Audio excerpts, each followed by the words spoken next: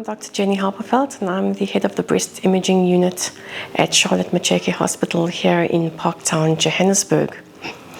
So our breast imaging department, apart from serving the patients of our hospital, also serves quite a wide drainage area which involves the whole of central Johannesburg and the entire East Rand.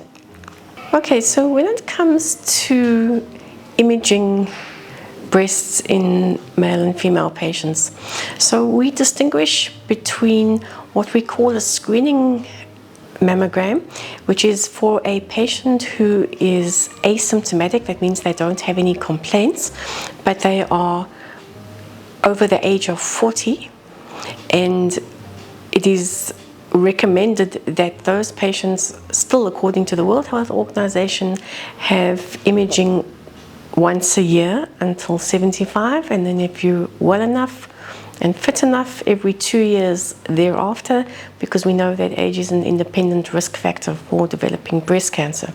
So that's for the patient who doesn't have any complaints. For anybody who has a complaint, it doesn't actually really matter what age you are. You will come to our department, and depending on what the problem is, how old you are, we will usually do a combination of an ultrasound and or limited mammogram to evaluate and see what the problem is that's troubling you. When it comes to male patients, so yes, there has been a steady increase in the rise of breast cancers in male patients, but obviously it's not the same for female patients. Male patients are not subjected to the same hormonal cycles and generally don't take the same type of hormonal medications that may be implicated in increased incidence of breast cancers in these patients.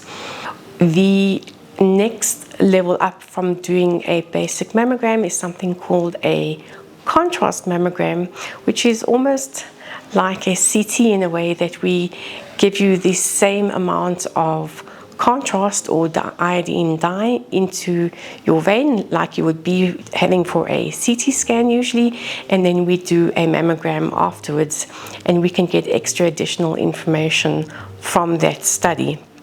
That's usually sufficient for diagnosis, and should we see anything on ultrasound that is concerning, we are able to do an ultrasound guided biopsy at the same time.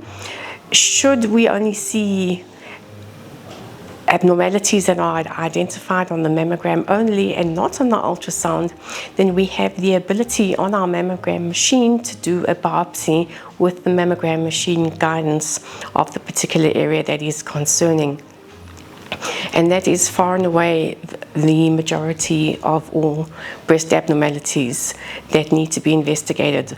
On occasion, there are things that are seen on MRI which need to be biopsied under MRI guidance. Unfortunately, we don't have that facility in our institution, but we are able to do the MRI. And we do have a private practice nearby that very kindly offers us pro day of facilities in that respect, should it be necessary.